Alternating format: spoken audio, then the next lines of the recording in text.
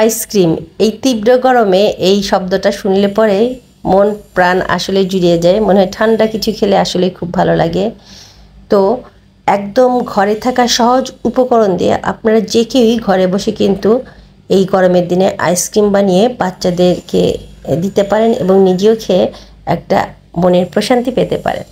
তো আসসালামু আলাইকুম সুপ্রিয় দর্শক, চলুন দেখা যাক শুধুমাত্র গরুর দুধ আর কর্নফ্লাওয়ার দিয়ে আমি কি মজাদার একটা আইসক্রিম আপনাদের জন্য বানাবো। তো শুরু করা যাক। প্রথমেই আমি এখানটায় 750 ml লিকুইড দুধটাকে, গরুর দুধ আর কি, জাল দিয়ে একটু ঘন করে নিব। চুলায় বসিয়ে রেখেছি। আর এখানটায় আমি 2 টেবিল স্পুন কর্নফ্লাওয়ার নিয়েছি।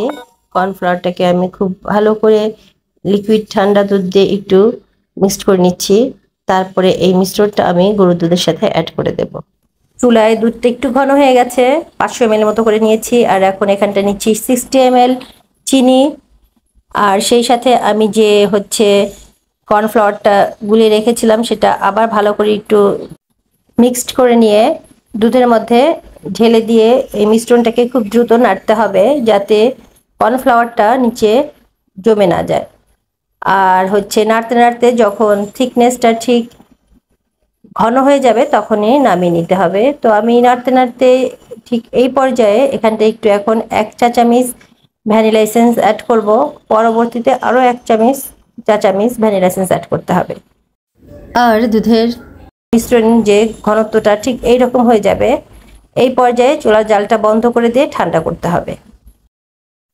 তো দুধের মিশ্রণটা ঠান্ডা হয়ে গেলে আমি এটা একটা বাটিতে ঢেলে নিয়েছি। নিয়ে এটাকে এখন আমি ডিপ ফ্রিজে মিনিমাম 3 ঘন্টা থেকে 3 ঘন্টা রাখতে হয় আর কি। সেখানটা আমি 6 ঘন্টা রেখেছি। 6 ঘন্টা রাখলেও কোনো সমস্যা নেই।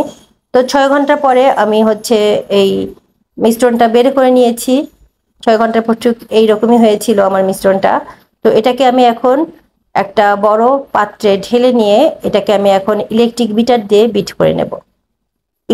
ইলেকট্রিক বিটার দিয়ে প্রায় 8-9 মিনিট বিট করে নিতে হবে। তাহলে আপনার এটা পরবর্তীতে আইসক্রিম একদম আইসক্রিমের মতো হয়ে যাবে। এই বিটটাই মেন। তো আমি এখন বিটটা দিয়ে বিট করে নিচ্ছি।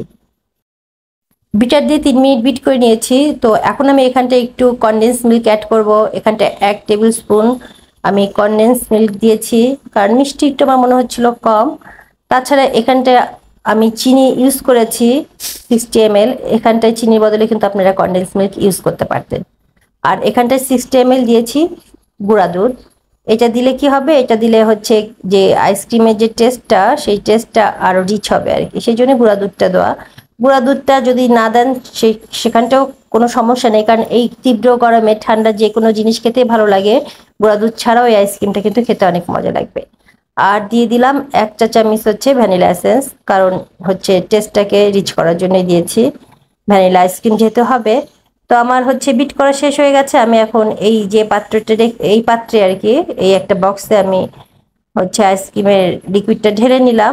ইচ্ছা করলে আপনারা যে কোনো পাত্রে কিংবা বক্সে এটা ঢেলে রাখতে পারেন। তো আমার হয়ে গেছে। এটা আমি এখন 24 ঘন্টা মানে একদিন আমি ফ্রিজে রাখবো, তারপরে এটাকে বের করব।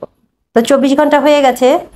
আজকে আমি এখন এটা বের করলাম। আমার ছোট ছেলে তো প্রচন্ড এক্সাইটেড, সে আইসক্রিম খাবে, সে তার জন্য বেসিক্যালি বানানো। তো আমি এখন আইসক্রিমটা আইসক্রিম স্কুপ দিয়ে তুলে তাকে আমি এখন সার্ভ করব। সে খাবে এবং সে খেয়ে কি বলে সেটা আপনাদের কাছ থেকে পরবর্তীতে আপনাদের সাথে শেয়ার করব। তো আজ এই পর্যন্তই। তো আইসক্রিমের রেসিপিটা যদি আপনাদের ভালো লেগে থাকে, আপনারা কিন্তু খুব ইজি ওয়েতে এইভাবে বাসায় আইসক্রিম বানাতে পারেন এবং পরিবারের সবাইকে নিয়ে একটা মজাদার আইসক্রিম উপভোগ করতে পারেন।